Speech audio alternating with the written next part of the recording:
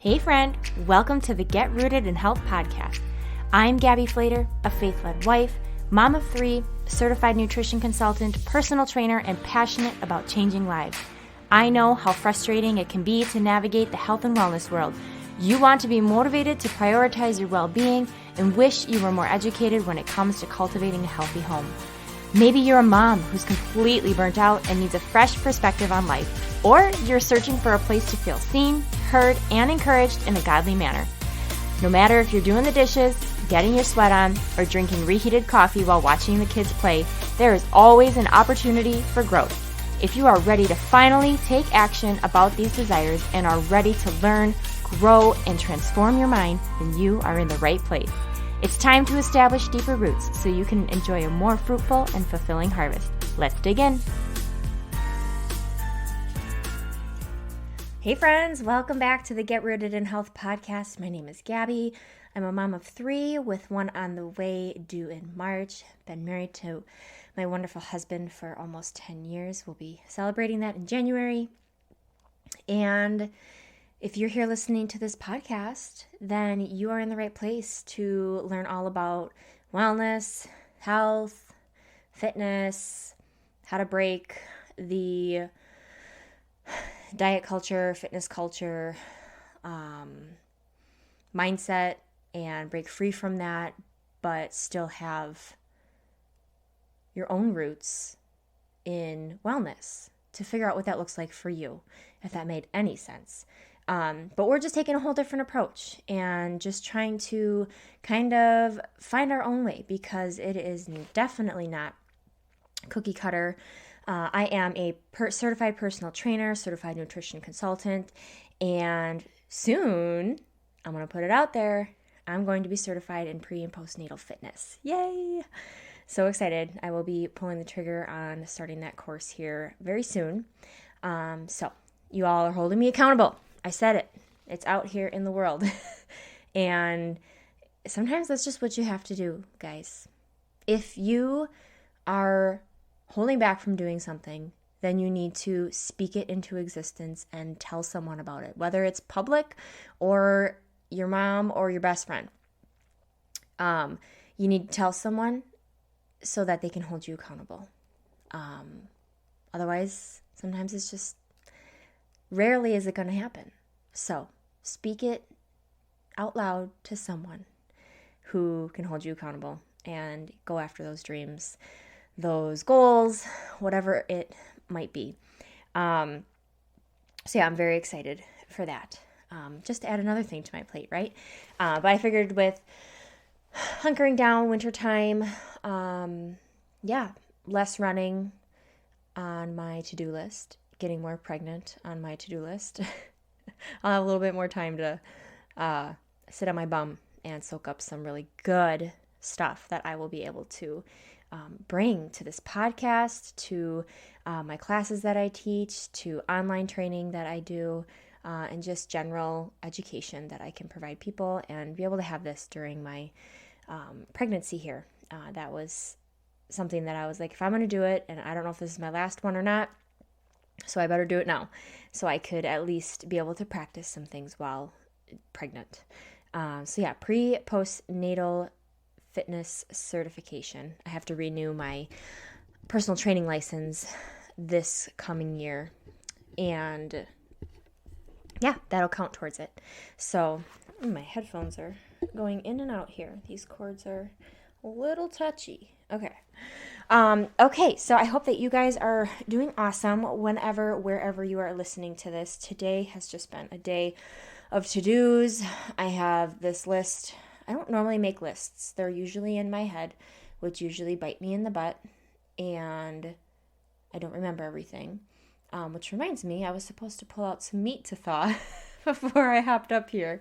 So I need to remember to take some chicken out of the freezer to thaw for dinner before we leave here after this to go to a chiropractor appointment. So it's just been a day of things that, just putsy things, some bills, some phone calls, laundry that still isn't done, podcasting, homeschooling, kids, the whole thing. So it feels really good to always have those, to always have those things to keep me busy, and the day just flies by. And I was actually able to start my day. My kids slept in because we were out late last night and didn't get home till late, and they slept a little longer, which meant if I was willing to get up, I could get some time to myself. And so I took it as a rest day today, and I sat and I read, and I enjoyed hot coffee, and I did some stretching. What else did I do? I just kind of sat in the chair, and then I journaled out some topics for this podcast and some notes for today, and just felt productive in that way, where I could have the brain space to enter into that without being distracted every 5 seconds by someone screaming. It's been a good day, and doesn't always look perfect. Definitely doesn't always look perfect, but we get things done and we make it happen. So today we're going to dive into diet culture lies. 3 diet culture lies that you've been fed that you should avoid. Avoid allowing your mind to be fed that lie constantly, because it is not the truth, and it is not going to help you further your wellness journey. It's just going to continue to keep you in this place of feeling less than, not worthy, you're not doing good enough, forget it, it's just not worth it, any of that kind of stuff. So what is diet culture? You might not really even know what that means, but we're all fed it. I mean, basically anything that we're fed mainstream on TV, in magazines, ads, radio, online, depends who you're following. I have ventured my way into finding the better people to feed the mindset that I am seeking to live out and encourage others to live out, rather than the people that are focused on, I don't want to say the wrong things. It's just the things that you can't sustain long term, that I get a sense that it's just not a healthy mindset to sustain. Or it's just not for me. And if it's for you, that's great. That's awesome. I mean, everybody's different. We all resonate with something different. But I was somewhere else years ago with my mindset and how I approached health and fitness and all the things. And like I've shared before, I'm just in a whole new place. So diet culture, basically, it's a lens through which most of us in the country view beauty, our health, and our own bodies. It's a lens that colors your judgments and decisions about how you feel about, such wellness decisions. So it's the lens at which you view health and wellness.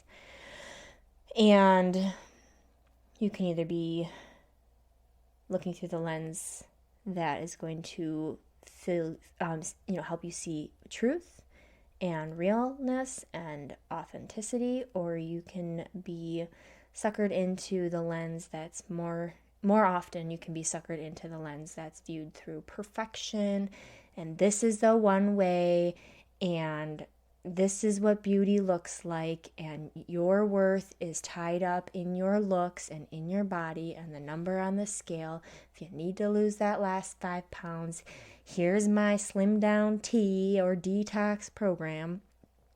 All the things. So we're going to just kind of roll right into 3 things. There's many out there, but just tried to really fully encompass majority of it into 3 things. And the first one that I want to touch on is, if you ate this, then do this to burn it all off. I mean, this time of the year, or with Halloween candy or Thanksgiving, and then Christmas rolling around, I always feel like I see the things roll around where it's like, if you ate 2 donuts, you have to do 150 burpees to burn the equivalent of those calories off. And it's like, what? You have to go run on the treadmill for an hour or walk 3 miles. And it's just like baffles me, because why do we need to always associate eating food with working out? Like, they are two completely separate things. They're both important, but one should not be influenced by the other. I ate something bad, so therefore I need to punish my body in a workout, even though I really don't want to, just to negate what I ate, even though I really wanted it, and, whatever it was. Like, it just is, it's gotten so skewed, wrong, misunderstood, misinterpreted, and just taken too far. And maybe it's just not that popular anymore. I don't really even know. But if that's you, I'm not judging you. I've been there. But I want you to understand that it's not a way to live. That's not a way to treat your body, your mind. Food. We have given food morality. We have treated it as if it is good or evil. And food is like neutral.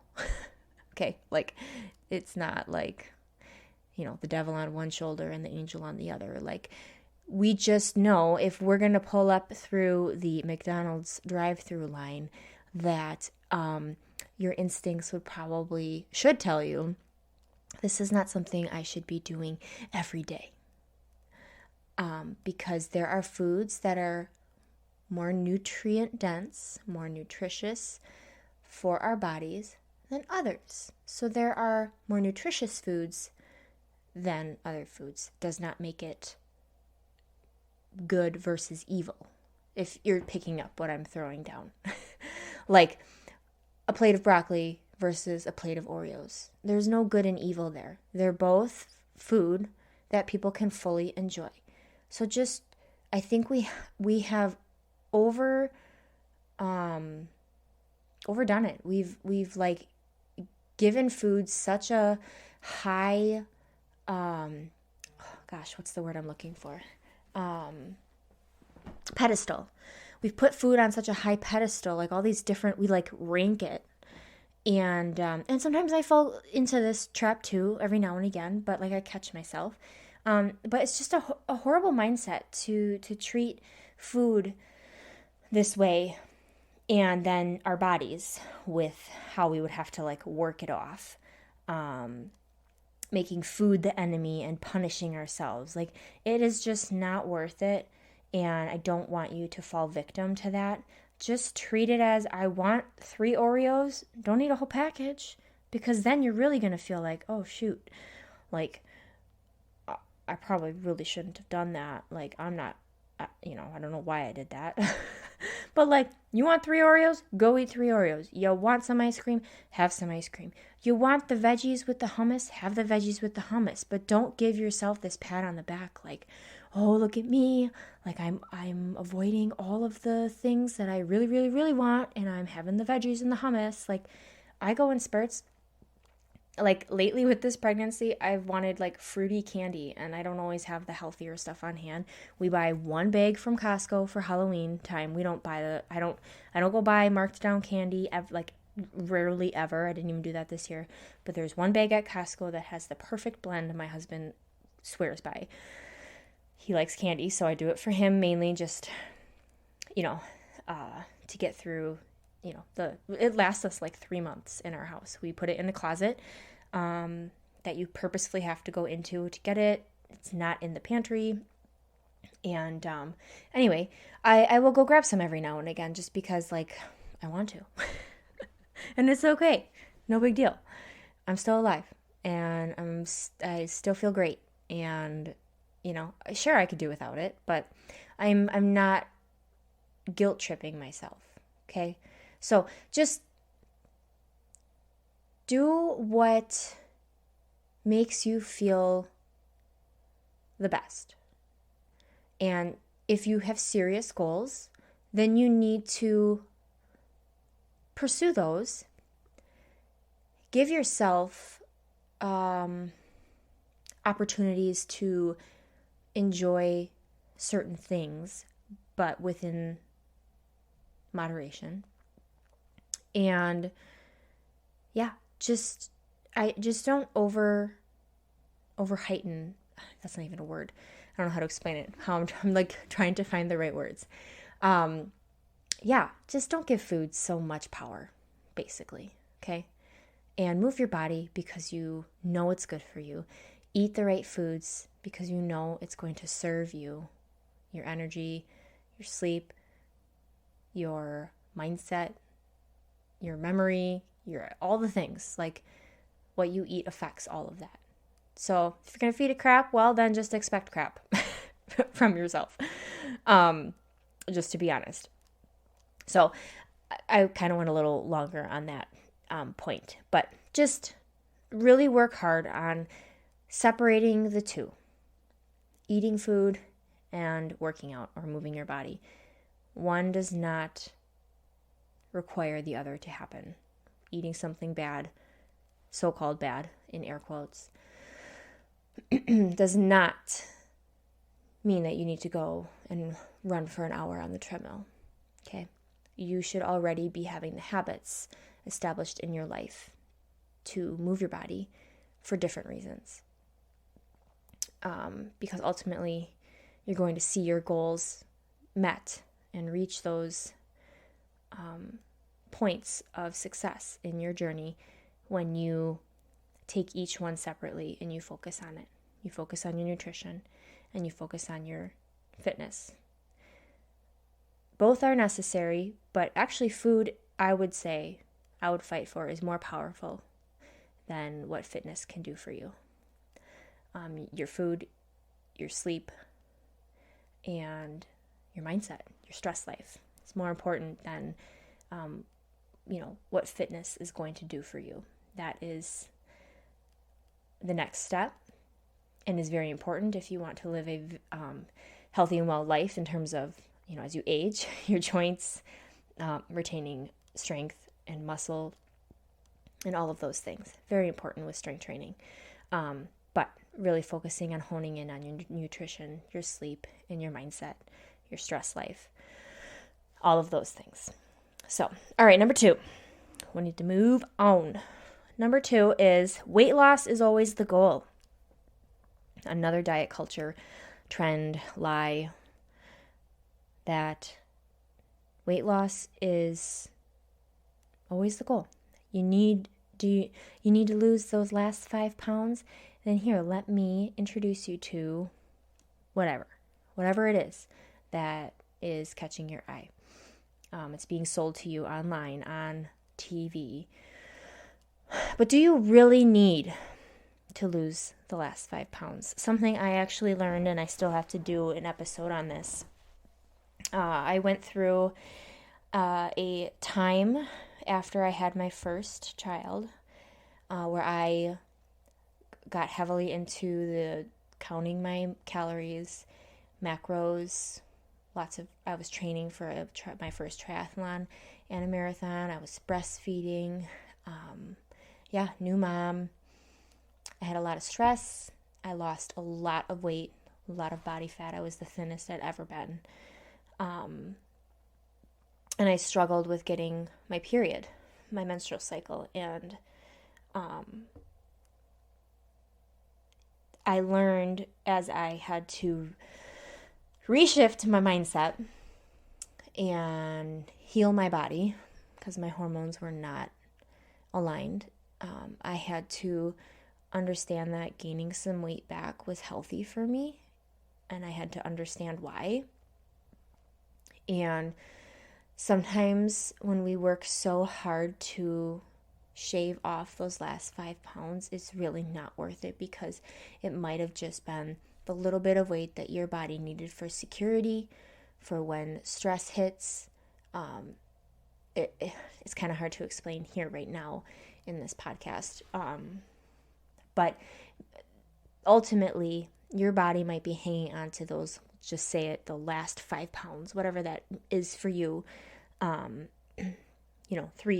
5, 8, 10 pounds, I don't know. If you're struggling to really lose that, then I think you need to question it. Do I really need to lose it? Like, what do I have to gain by losing it? What is the value going to be? Is it worth your money, mental energy, and time to put into X product, X program, whatever it might be, to try and lose that? For you to only gain that, maybe double it back. Like I've seen that happen over and over and over again. And maybe your body's just hanging on to it for a reason. Like that's what it needs to be in its sweet spot of like normal, healthy female production, hormone production, all this stuff. I mean, when you reduce fat to such a low level and you're not getting enough sleep or whatever it might be, your body goes into survival mode and it's not functioning properly. And it can't pull from the areas it normally should be able to get through whatever it's trying to work through. So those were just, a little bit of things that I had to work through myself and learn. But also, okay, say you want to lose the 5, 8, 10 pounds. Okay. Are you really being honest with yourself? You don't need a program. You don't need to spend uber amount of money on something. Like, just be honest with yourself about how you're actually trying to lose it. Are you focusing on your sleep? Are you really focusing on what you're eating? Maybe you need to track your food just a little bit to kind of get an idea of where you're at. It's always a great place to start. Maybe you think you're doing it, the best you can, but really think about, are you going through the drive-thru? What are you drinking? How are you sleeping? Are you moving your body? Have you tried doing anything, with intermittent fasting? Have you tried, it's not just cut the sugar, don't just cut the calories, because guess what? You're going to want the calories back and you're going to gain the 5 pounds back. And then what was really worth it? So just be honest with yourself. If it's really worth it to lose that, like what are you going to gain if you lose it? Are people going to love you more? Are you going to love yourself more? Or can those things still be, will people still love you? Can you love yourself without having to lose that? And the answer should be yes. People will still love you. Most people won't even notice, honestly. Only you know. And you're tied to that scale. And our bodies as females, it fluctuates so much. So just be careful, okay? Just be careful with your approach to that. But if you really want to get there, get that goal, I understand. And you have to learn and work through your own journey and learn from your mistakes if it really ends up being something that didn't work well for your body. Don't be hard on yourself. You have to take it as a learning curve. So just be honest with yourself, and the right steps, the basic steps, to really hone in on your nutrition. Don't starve yourself, but what are you really eating? What does your stress level look like? Because stress is inflammation, and inflammation means your body's hanging on to extra, it's not wanting to release weight. It wants to hang on, survival mode. Just assess the worth of losing that, and if you're really doing your part, or if you're just blaming, or you just feel like you need something else out there, that a program will do it for me or whatever. So just be mindful of that. And again, that our bodies change, they shift over time. There's seasons that our bodies go through. I can't even begin to tell you how much. I'm sitting here recording in my room and I'm staring at bins of maternity clothes that I had to pull down again. You guys, my body has fluctuated an insane amount, from 120 pounds to 160 some, with being pregnant, to somewhere in between, to then going back up again, to then losing weight, to honestly stretching my body out. And it's mind-blowing.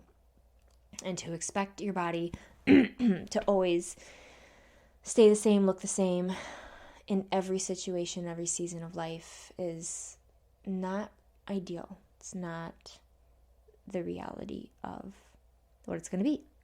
So don't focus on that number on the scale so much. Just focus on overall wellness. Okay, and that's what we're here to talk about at Rooted in Health in our topics, is overall wellness. I'll give you the practical tips. I'll give you the practical advice of reaching said goal. But in the end, overall wellness is what we're looking for, that our hormones are working, that we have our periods, that we are sleeping well, that our anxiety and stress levels are manageable, that we are not having 2 p.m. crashes all the time where we can't function in the day, that you're happy and strong and can recover from having babies and nursing and sleepless nights and all the stuff that our bodies go through as women. Wellness, health encompasses so much more than a number on the scale or a size of those genes. Just know that, okay? The third thing is carbs, sugar, fat are bad. I mean, you name it, whatever you might, carbs are bad. People will say that. Oh, no, sugar is bad. Fat is bad. I mean, it just like up and down. It's like a roller coaster. Trends that come and go. And I'm not here for any of it. Like your body needs all of it. But the right kinds of it. And enjoy, like I was saying before, the Oreo, the ice cream, the whatever it is for you. But if you find yourself showing up and doing that every single day, then you need to question that. Like, hey, I know that this is not going to serve me if I eat this every single day, so I need to not have this in my house all the time.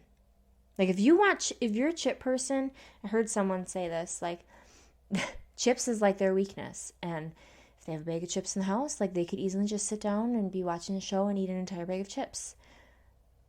Okay, so how do they change that? They don't have chips in their house, and if they really want the chips that bad, then they have to drive to the store to buy a bag to then go sit down on a couch and eat the bag of chips. Yeah. Or you could just put some chips in a bowl, close the chips up, chuck them back in the pantry, and forget about them and enjoy the little serving that you gave yourself. You got to trick yourself, right? So you have to be real and honest with yourself. But carbs are not bad. Sugar is not bad. Fat is not bad. We need the right kind of carbs, the right kind of sugar, and the right kind of fats. If your fat is coming from ho-hos and french fries and cheeseburgers and onion rings and, whatever, well, that kind of fat isn't like necessarily going to make you feel phenomenal or look probably how you would want to. There's a reason you're feeling the way you're feeling. Sugar, are you getting it from sugar-laden Starbucks drinks? Are you getting it from pastries and muffins or cereals that you're eating in the morning? Are you getting it from candy bars? Just the granola bars and crackers and breads and pastas and just endless things? Or are you getting it from just a banana or sourdough bread? Your carbs turn into sugars. Are you getting it from just natural fruit sources? You can use honey. You can use maple syrup. But you could measure it out rather than buying some things that are prepackaged and already have the sugar in them. Always buy the things with almost no sugar added to very minimal sugar. And check the sugar sources. High fructose corn syrup. No, thank you. Okay? So just really be mindful of the kinds of sugars. Sugar is okay, but where is it coming from and in how much excess is it being consumed? Okay? There's a lot of sugar-free options out there. Monk fruit, stevia are my top 2. Great options to flavor your coffee, to make a fun treat that you want to have on hand for when you do want something sweet. To have in your protein powders, all those things. Carbs, are you having that from, again, pastas and processed bread and all the packaged foods and all the things that just, aren't good for you? Eat the, buy some potatoes and have the potatoes. Like, potatoes are not bad for you. Sweet potatoes, quinoa, rice. You can eat them. They're not bad.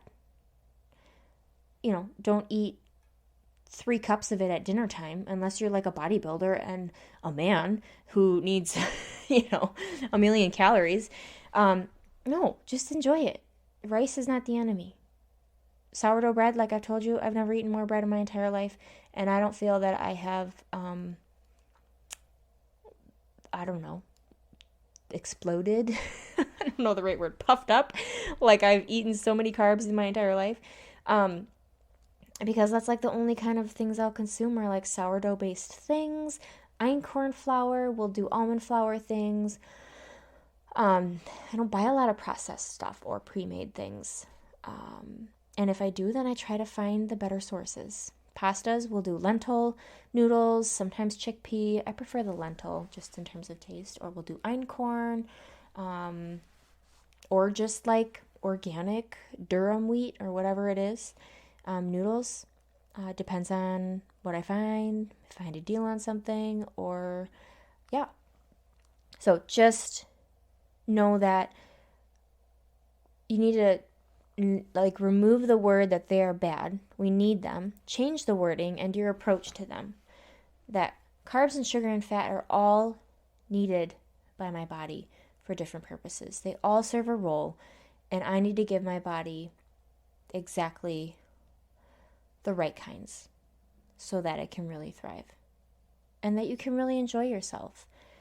And know that everybody is different too. You might find that carbs really just don't work for you, and I believe it.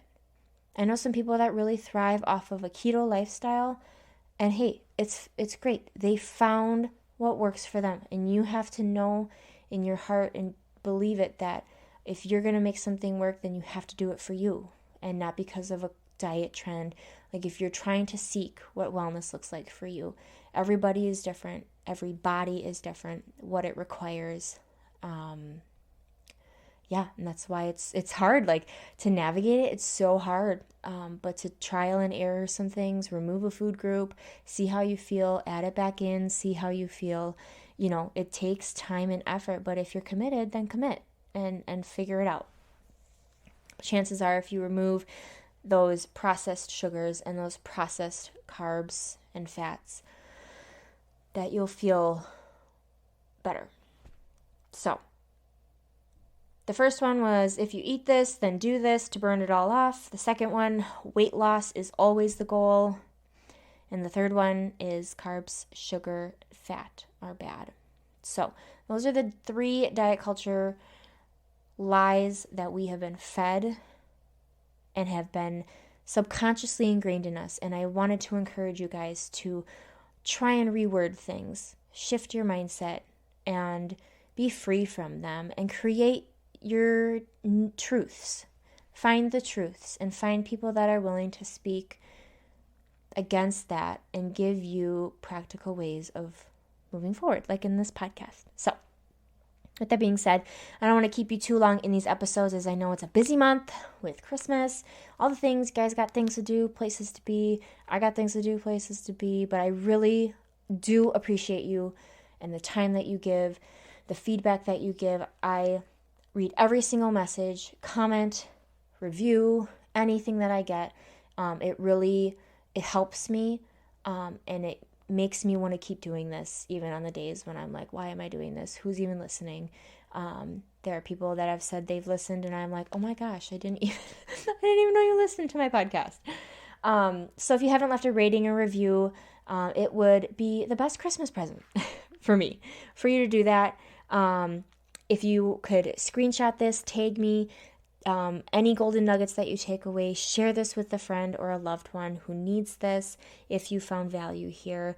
And yeah, I welcome any feedback so that I can improve the show and bring content here that you guys want more of here in the Get Rooted in Health community. So always feel free, if you have topics, questions, things you're struggling with, ideas, whatever it might be, email me, message me, whatever you got. To connect with me, just shoot that my way, and I would love to bring that to the show. So, hope you guys have a great week, and I will chat with you soon.